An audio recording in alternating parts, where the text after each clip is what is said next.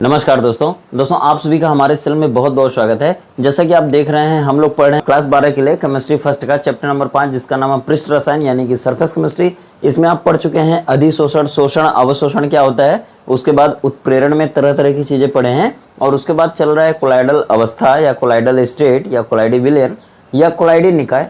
उसमें दोस्तों बात करते हैं हम लोग। आज देखिए इस टॉपिक की अपोहन की, वैद्युत अपोहन, टिंडल प्रभाव, वैद्युत कण संचलन यानी कि इलेक्ट्रोफोरेसिस, अस्कंदन, रक्षी कोलाइड, रक्षण शक्ति या क्षमता, और उसके बाद हार्डी-सुल्जे का नियम। देखिए दोस्तों, अगर आप पिछले 10 साल का अगर अंसाल उठा के देख लेते हैं तो आपको पता चल जाएगा कि ये चीजें कितनी इंपॉर्टेंट है। दोस्तों अगर बात की जाए कि पूरे कोलाइडल सोल्यूशन से कौन कौन सी चीजें इंपॉर्टेंट है जो अक्सर एग्जाम में आती हैं, तो आपको ये चीजें मिलेंगी। और बता दें कि इसके साथ ही जो और भी अन्य चीजें हैं कोलाइडल सोल्यूशन से, वो रेयर केस में कभी कभार पूछ ली जाती हैं, लेकिन ये ऐसी चीजें हैं जो लगभग इनमें से हर बार आपसे क्वेश्चन कुछ न कुछ पूछा ही जाता है। दोस्तों एक दो टॉपिक और है इसमें, जैसे कि स्वर्ण संख्या क्या होती है, गोल्ड नंबर क्या होता है, स्वर्णांक उसी को कहते हैं, और ब्राउनी गति क्या होता है, तो उसको हम इसमें नहीं लिख पाए हैं, अगली वीडियो में उसको बताएंगे। दोस्तों बता दें कि वीडियो लंबी होती है तो थोड़ा सा टाइम का भी ध्यान रखते हुए मैटर आपको, कंटेंट आपको प्रोवाइड कराया जाता है, ठीक है। देखिए इसके बाद जो वीडियो आएगी वो इस कोलाइडल सॉल्यूशन की लास्ट वीडियो होगी। उसके बाद हम लोग धीरे धीरे केमिस्ट्री सेकंड को भी स्टार्ट करेंगे, क्योंकि काफ़ी लेंथी सिलेबस है और उसमें धीरे धीरे कुछ चैप्टर को करा दिया जाएगा। बाद में रिवीजन के टाइम पे, एग्जाम के टाइम पे रिवीजन भी आपको कराया जाएगा, ठीक है। आइए देखते हैं क्या होता है अपोहन। इसके ठीक पहले वाले वीडियो में आप पढ़े थे कि कोलाइडी विलयन को बनाते कैसे हैं। दोस्तों बता दें कि अगर आप कोई भी चीज़ बनाते हैं ना, चाहे कि कोलाइडी विलयन बनाए, चाहे या और भी अन्य कोई चीज़ें बनाए, उसमें कुछ ना कुछ अशुद्धियाँ आ जाती हैं। ध्यान से समझने की कोशिश करिएगा। वैद्युत अपोहन और अपोहन बहुत इंपॉर्टेंट है। और बता दें कि यह अपोहन क्या है, तो अगर कोई कोलाइडी विलयन आप बना देते हैं तो उसको साफ करने की एक विधि है, यानी कि कोलाइडल विलयन को शोधित करने की या शुद्ध करने की एक विधि है, जिसको हम लोग कहते हैं अपोहन। और इसमें है क्या, आइए देखते हैं। देखिए मान लीजिए कोई बर्तन है, ठीक है, और इस बर्तन में आप अभी अभी कोई कोलाइडल सोल्यूशन बनाए हैं, यानी कि आप बहुत पढ़े हैं कि कोलाइडी विलयन बनाने की बहुत सी विधियां हैं, ठीक है। परिक्षेपण विधियां हैं, यांत्रिक विधियां हैं, वैद्युत आर्क विधियां हैं, रासायनिक विधियां हैं, ऑक्सीकरण विधि है, अपचयन विधि है, ठीक है। द्वि अपघटन विधि भी आपको पढ़ाया गया और जल अपघटन विधि भी पढ़ाई गई, ठीक है। आप किसी भी तरीके से अगर कोई कोलाइडी विलयन बना लेते हैं तो आपको मालूम है कि ये हो गया परिक्षेपण माध्यम। कोलाइडल विलयन में दो घटक होते हैं, एक होता है परिक्षिप्त अवस्था, दूसरा होता है परिक्षेपण माध्यम। मान लीजिए कि ये है आपका दो घटकों से बना हुआ कोलाइडी विलयन, और इसमें ये वाटर, मान लीजिए वाटर H2O क्या है आपका, डिस्पर्सन मीडियम यानी कि परिक्षेपण माध्यम। कोलाइडी विलयन में जिस घटक की मात्रा अधिक होती है उसे DM यानी कि डिस्पर्सन मीडियम यानी कि परिक्षेपण माध्यम कहते हैं, और जिस घटक की मात्रा कम होती है, जैसे आप देख पा रहे हैं ये जो छोटे छोटे कण इसमें घुले हुए हैं, ठीक है, ये जो छोटे छोटे कण इसमें घुले हुए हैं ये हैं डिस्पर्स्ड फेज। मान लीजिए कि कुछ भी यहाँ पे परिक्षिप्त अवस्था हो सकता है, जो कम मात्रा में रहेगा कोलाइडी विलयन में, उसको आप परिक्षिप्त अवस्था कह सकते हैं, यानी कि डिस्पर्स्ड फेज कहते हैं, DP कहते हैं, ठीक है। अब दोस्तों मान लीजिए कि ये कोई कोलाइडी विलयन है और इसमें कुछ अशुद्धियां भी आ गई हैं, ये बारीक बारीक अशुद्धियां इसमें आ गई हैं। तो हम क्या करते हैं, एक पर्चमेंट पेपर, इस पर्चमेंट झिल्ली को इस कोलाइडी विलयन में डाल देते हैं। ये देखिए आपकी कोलाइडी विलयन को कोलाइडी विलयन में डाली गई एक झिल्ली है, और इसको एक स्टैंड की सहायता से, ये आपका बेस हो गया, ठीक है, ये आपका स्टैंड हो गया, ठीक है, ये स्टैंड हो गया, और ये भी एक स्टैंड है जिसमें इस पर्चमेंट पेपर को लटकाया गया है। ये क्या है, ये पर्चमेंट पेपर है, यानी चर्मपत्र झिल्ली कहते हैं। और ये पर्चमेंट पेपर क्या करता है, इस पर्चमेंट पेपर में छोटे छोटे महीन छिद्र होते हैं, ठीक है। यह पर्चमेंट पेपर जब इस कोलाइडी विलयन में डाल दिया जाता है, तब इस कोलाइडी विलयन में जितनी भी अशुद्धियां होती हैं ना, वो इस पर्चमेंट पेपर के अंदर आने लगती हैं, ठीक है। मान लेते हैं कि अशुद्धि इधर से आ रही है, मान लेते हैं कि अशुद्धि इधर से आ रही, इधर से आ रही, इधर से आ रही है। सारी अशुद्धियां इस पर्चमेंट पेपर के अंदर इकट्ठी हो जाती हैं, और इस पर्चमेंट पेपर को निकाल के अलग कर दिया जाता है, जिससे यह पूरा कोलाइडी विलयन आपका साफ हो जाता है, ठीक है। यानी कि यह अपोहन क्या है, अपोहन कोलाइडी विलयन को साफ करने की या शुद्ध करने की एक विधि है, ठीक है। इस पूरी घटना को क्या कहते हैं, अपोहन कहते हैं। दोस्तों बता दें इसको इंग्लिश में डायलिसिस कहते हैं। और आप समझ रहे होंगे कि इस अपोहन की क्रिया थोड़ी सा धीरे धीरे होती है। इसको फास्ट करने के लिए कभी कभी इसमें वैद्युत धारा का सहायता ले ली जाती है, वैद्युत धारा प्रोवाइड करके इस अपोहन की क्रिया को कराई जाती है। अगर वैद्युत धारा की सहायता से इस अपोहन को आप कराना चाहते हैं तो उस क्रिया को क्या कहेंगे, वैद्युत अपोहन यानी कि इलेक्ट्रोडायलिसिस। और इलेक्ट्रोडायलिसिस एक फास्ट प्रोसेस है और अपोहन एक स्लो प्रोसेस है। बता दें कि इस झिल्ली को आप परचमेंट झिल्ली ना कह के एक और भी डायलेसर नाम से बोल सकते हैं। डायलेसर, थोड़ा सा स्पेलिंग देख लीजिएगा, ठीक है। डायलेसर कह सकते हैं या अपोहक झिल्ली कह सकते हैं, ठीक है। तो आशा करते हैं आपको समझ में आ गया होगा, ठीक है। इतना ही आपको लिखना है। देखिए वैद्युत अपोहन भी हो गया। अब आप समझ रहे होंगे टिंडल प्रभाव। देखिए टिंडल नाम के वैज्ञानिक ने फैराडे नाम के वैज्ञानिक के साथ एक एक्सपेरिमेंट किया था। उन्होंने क्या किया था एक्सपेरिमेंट में, आपको चित्र बना करके बताना चाहता हूं। देखिए बता दें कि यह एक बर्तन है और इस बर्तन में कोई कोलाइडी विलेन रखा गया है। जैसा कि आपको मालूम है कोलाइडी विलेन में दो घटक होते हैं, एक परिक्षिप्त अवस्था, एक परिक्षेपण माध्यम। तो जो यहाँ पे मैं अभी डॉट डॉट बना रहा हूँ, मान लेते हैं कि ये कोई परिक्षिप्त प्रावस्था है, यानी कि ये आपका हो गया डीएम और ये आपका हो गया परिक्षिप्त अवस्था यानी कि डीपी हो गई, ठीक है। डिस्पर्स फेज हो गया और ये आपका पूरा जो दिख रहा है आपको ये कोलाइडी विलेन मिल गया, ठीक है। अब मान लेते हैं कि इस कोलाइडी विलेन में क्या होता है, एक घटना घटती है और उस घटना को कौन कौन देखे थे, टिंडल नाम के वैज्ञानिक ने फैराडे नाम के वैज्ञानिक के साथ मिलकर के घटना देखा था। बता दें कि इसमें बोलते हैं, वो लोग बोलते हैं कि अगर इस पूरे कोलाइडी विलेन में अगर बाहर से किसी प्रकाश स्रोत से अगर लाइट गुजारी जाए, लाइट गुजारी जाए किसमें, इस कोलाइडी विलेन में। मान लीजिए कि कोई कोलाइडी विलेन रखा हुआ है कांच के बर्तन में या पारदर्शी माध्यम में, बाहर से उसमें लाइट भेजी जाती है, लाइट किसी प्रकाश स्रोत से प्रकाश भेजा जाता है किसमें, इस पूरे कोलाइडी विलेन में। तो ये प्रकाश स्रोत क्या करता है, यहाँ से कुछ इस तरह का विजिबल आपको भाग दिखाई देता है, कुछ तरह का इस शंक्वाकार भाग दिखाई देता है। किसमें दिखाई देता है दोस्तों, कोलाइडी विलेन में। और इस शंक्वाकार भाग में कुछ कोलाइडी कण दिखाई देते हैं। कौन दिखाई देता है, कोलाइडी कण दिखाई देते हैं। और कोलाइडी कणों का एक रास्ता दिखाई देता है, किसके अंदर, इस पूरे कोलाइडी विलेन के अंदर, ठीक है। मतलब लिखेंगे कैसे कि जब किसी कोलाइडल विलेन में किसी बाह्य प्रकाश स्रोत से प्रकाश की किरणें गुजारी जाती हैं, तब कोलाइडल विलेन के अंदर एक शंक्वाकार पथ या शंक्वाकार भाग दिखाई देता है जिसके अंदर कोलाइडी कण घूमते हुए दिखाई देते हैं। इस घटना को टिंडल और फैराडे नाम के वैज्ञानिकों ने देखा था। इसी घटना को क्या कहते हैं, टिंडल प्रभाव कहते हैं, ठीक है। और यहाँ पे जो शंक्वाकार भाग दिखाई देता है, इसी शंक्वाकार भाग को कहते हैं टिंडल शंकु। क्या कहेंगे दोस्तों, टिंडल शंकु कहते हैं, ठीक है। यानी कि टिंडल कोन कहेंगे इंग्लिश में, ठीक है। और इस घटना को किससे देखा गया है, सूक्ष्मदर्शी की सहायता से देखा गया है। और सूक्ष्मदर्शी की सहायता से आप देख सकते हैं यहाँ पे, और यहाँ पे आंख बना सकते हैं। आंख बनाएंगे तो यहाँ से आप नेत्र की सहायता से, ये माइक्रोस्कोप आपका हो गया, माइक्रोस्कोप हो गया, आप इन सारी चीज़ों को चित्रात्मक रूप से आप दिखा सकते हैं, ठीक है। यही घटना क्या कहलाती है, टिंडल प्रभाव। लिखने वाली बात एक बार फिर से सुन लीजिए, फिर इसके आगे बढ़ते हैं। जब किसी कोलाइडल विलेन में किसी बाह्य प्रकाश स्रोत की सहायता से प्रकाश की किरणें गुजारी जाती हैं, तो कोलाइडल विलेन के अंदर एक शंक्वाकार भाग दिखाई देता है जिसमें कोलाइडी कण लगातार घूमते हुए दिखाई देते हैं। इस घटना को टिंडल प्रभाव कहते हैं, ठीक है। क्यों कहते हैं, क्योंकि टिंडल नाम के वैज्ञानिक ने इसका अध्ययन किया हुआ था। आगे आइए, वैद्युत कण संचलन यानी कि इसको कहते हैं इलेक्ट्रोफोरेसिस। जैसा कि आप देखते हैं केमिस्ट्री में अलग अलग तरीके के केमिकल होते हैं। जब आप अलग अलग मेटल्स के या अलग अलग रासायनिक पदार्थों के जब आप कोलाइडी विलेन बनाते हैं, तो कोलाइडी कणों पर कभी कभी धन आवेश चार्ज आ जाता है या कोलाइडी कणों पर कभी कभी ऋणावेश चार्ज आ जाता है। यानी कि आप कह सकते हैं कि कोलाइडी विलेन पूरी तरह से चार्ज्ड होता है या फिर धनावेशित या ऋणावेशित होता है। तो अगर एक प्रैक्टिकल यहाँ पे आपको दिखाना है, सारी चीज़ों को प्रैक्टिकल रूप से दिखाने की कोशिश करूँगा मैं। देखिए ये एक यू आकार की नली है, ठीक है। यह एक यू आकार की नली है और इस यू आकार की नली की खास बात यह है कि यहाँ पर आपको कैथोड लगा दिया गया है, यानी कि ऋणावेशित इलेक्ट्रोड से उसको जोड़ दिया गया है, और यहाँ पर एनोड लगा दिया गया है, यानी कि धन आवेशित इलेक्ट्रोड की सहायता से उसको जोड़ दिया गया है। और इस यू आकार की नली में कोलाइडी विलेन भर दिया गया है। जैसा कि आप जानते हैं वो कौन सा कोलाइडी विलेन भरा गया है यहाँ पे, जो चार्ज्ड है या जिसके कण धनावेशित या ऋणावेशित चार्ज हैं, आवेशित हैं।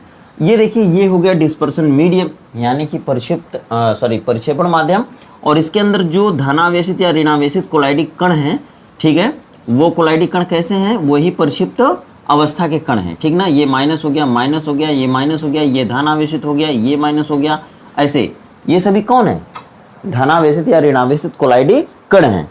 दोस्तों इसमें देखिए कुछ बातें समझना है, कुछ बातें आपको लिखना है। जब तक समझेंगे नहीं तब तक लिखने वाली भाषा समझ नहीं पाएंगे। फिर से सुनिए, यह एक यू आकार की नली है और इसके अंदर एक ऐसा कोलाइडी विलयन भरा गया है जिसमें घुले हुए परिक्षिप्त अवस्था के कण धनावेशित या ऋणावेशित हैं। तो ये जो धनावेशित और ऋणावेशित कण है ना, यही क्या है, परिक्षिप्त अवस्था के कण हैं। अब देखिए, जब इस इलेक्ट्रोड को माइनस से और उस इलेक्ट्रोड को प्लस से जोड़कर जब इसके अंदर वैद्युत धारा प्रवाहित कराई जाती है, तो ये जो प्लस वाला पोलन है, प्लस वाला जो कोलाइडी कण है वो इस ऋण वाले की तरफ, और ये जो ऋण वाला है ये धन आवेशित इलेक्ट्रोड की तरफ, मतलब कि ये माइनस वाला इधर प्लस पोल की तरफ जाने लगेगा और ये जितने माइनस है ये प्लस की तरफ, ये माइनस की तरफ, और ये सॉरी ये माइनस है तो ये प्लस की तरफ, और ये प्लस है तो ये माइनस की तरफ अपने आप जाने लगेगा, ठीक है। ये देखिए माइनस है तो ये किसकी तरफ, प्लस की तरफ, ये प्लस है तो किसकी तरफ, माइनस की तरफ, ये माइनस है तो प्लस की तरफ, और ये माइनस है तो प्लस की तरफ, ठीक है। तो इस तरह से जितने भी धनावेशित या ऋणावेशित वैद्युत आवेशित कण हैं वो सभी अपने विपरीत इलेक्ट्रोडों की तरफ अपने आप जाने लगते हैं, ठीक है। फिर से सुनिए, लिखने वाली भाषा सुनिए। जब किसी यू आकार की नली में कोई कोलाइडी विलयन भर दिया जाता है और यू आकार की नली का संबंध धनावेशित और ऋणावेशित इलेक्ट्रोडों से कर दिया जाता है, तब इस कोलाइडी विलयन में घुले हुए सभी धनावेशित या ऋणावेशित कण अपने विपरीत इलेक्ट्रोडों की तरफ अपने आप आने जाने लगते हैं। कोलाइडी कणों के इस तरह के स्वतः प्रवाह को या आवागमन को क्या कहा जाता है, वैद्युत कण संचलन, वैद्युत कणों का चलना यानी वैद्युत कण संचलन। दोस्तों इसमें दो घटनाएं घटती हैं, एक प्लस वाला माइनस की तरफ जाता है, प्लस वाला माइनस की तरफ जाता है, तब इसको कहते हैं क्या, कैटाफोरेसिस। और जब माइनस वाले कोलाइडी कण अपने विपरीत इलेक्ट्रोड की तरफ यानी कि धन इलेक्ट्रोड की तरफ जाने लगते हैं, तब इस क्रिया को क्या कहते हैं, एनाफोरेसिस, यानी धन कण संचलन, धन वाले कण का चलना, तो धन कण संचलन, यानी इसे कहेंगे कैटाफोरेसिस। क्या कहेंगे, कैटाफोरेसिस। और जब वही माइनस वाला जाएगा प्लस की तरफ तो कहेंगे एनाफोरेसिस, और इन दोनों को संयुक्त रूप से क्या कहेंगे, इलेक्ट्रोफोरेसिस, ठीक है। आशा करते हैं अच्छे से आपको समझ में आ रहा होगा। आगे ये थोड़ा फटाफट देखते हैं, अस्कंदन। देखिए अस्कंदन तो थोड़ा अच्छे से समझने की बात है, अस्कंदन आप थोड़ा सा टाइम लेके आपको समझाना पड़ेगा। देखिए मान लीजिए कि क्या है, यह एक कोलाइडी विलयन है। जैसा कि आप जानते हैं दूध एक कोलाइडी विलयन का उदाहरण है जिसको हम लोग इमल्सन या पायस कहते हैं। याद रखिएगा, इमल्सन या पायस एक तरह का कोलाइडी विलयन है और स्पेशल कोलाइडी विलयन है जिसमें परिक्षिप्त अवस्था भी द्रव होती है और परिक्षेपण माध्यम भी द्रव होता है, दोनों द्रव होते हैं, इसके लिए उसका नाम पायस होता है, ठीक है। देखिए यह कोई कोलाइडी विलयन है, जैसे कि दूध मान लेते हैं, ये क्या है, कोलाइडल सोल्यूशन है, कोलाइडल सोल्यूशन, ठीक है। अब जान लीजिए कि अगर आप इस कोलाइडल सोल्यूशन में दही मिला देते हैं, दही, थोड़ा सा दही मिला दीजिए तो ये पूरा दूध ही जम के दही हो जाएगा, ठीक है। मतलब पहले ये क्या था, दूध था, मतलब पहले ये जब दूध था तो उसको क्या कहते थे, कोलाइडी विलयन, और जब इसमें थोड़ा सा जोरन डाल दिए या नींबू डाल दिए या दही डाल दीजिए तो ये पूरा क्या हो जाएगा, जम जाएगा। तब पहले क्या था, कोलाइडी विलयन, और जब जम जाएगा तो हम क्या कहेंगे, निलंबन। क्या हो गया, निलंबन, यानी कि इस कोलाइडी विलयन में कोई ताजा अवक्षेप बन गया, ठीक है। तो मान लीजिए कि जब हम इस कोलाइडी विलयन में कोई इलेक्ट्रोलाइट डाल देते हैं, इलेक्ट्रोलाइट मतलब वैद्युत अपघट्य, वैद्युत अपघट्य मतलब जो धनावेशित या ऋणावेशित में बढ़ सके, ठीक है। मान लीजिए कि इस कोलाइडी विलयन में जब हम इलेक्ट्रोलाइट मिला देते हैं तो ये जाके जम जाता है, यानी कि जो कोलाइडी विलयन जो घुला रहता है वो ना नीचे जाके बैठ जाता है, ठीक है। तो ऐसा पदार्थ, मतलब ऐसा पदार्थ जो इस कोलाइडी विलयन को जमने न दे, अवक्षेपित न होने दे, ठीक है, उसी को आप क्या कहेंगे, रच्छी कोलाइड, रच्छी कोलाइड। और जिस पदार्थ के मिलाने से यह कोलाइडी विलयन अवक्षेपित हो जाता है यानी नीचे पेदी में जाके बैठ जाता है, उसको आप क्या कहेंगे, उसे क्या कहेंगे, उसे कहेंगे अस्कंदक। क्या कहेंगे, अस्कंदक। जिस पदार्थ के मिला देने से, जिस पदार्थ के मिला देने से यह कोलाइडी विलयन निलंबन में बदल जाता है या किसी ताजा बने अवक्षेप में बदल जाता है, उसे आप क्या कहेंगे? वैद्युत अपघट्य। या और उसी वैद्युत अपघट्य को क्या कहेंगे? अस्कंदक कहेंगे। ठीक है, बात को समझिएगा। और इस कोलाइडी विलयन का निलंबन में बदल जाना, निलंबन में बदल जाना या किसी ताजे अवक्षेप में बन जाना, ठीक है, क्या कहलाता है? अस्कंदन। अस्कंदन मतलब सीधे समझिए जम जाना होता है। यानी कि पहले दूध था, इस दूध में कोई चीज मिला देते हैं आप, और जैसे ही कोई चीज मिलाएं और ये दूध जाके नीचे जम जाए, बैठ जाए, नीचे बैठ जाए या दही में बदल जाए, तो इसी क्रिया को क्या कहेंगे? अस्कंदन। ध्यान से समझिए अब लिखने वाली भाषा को।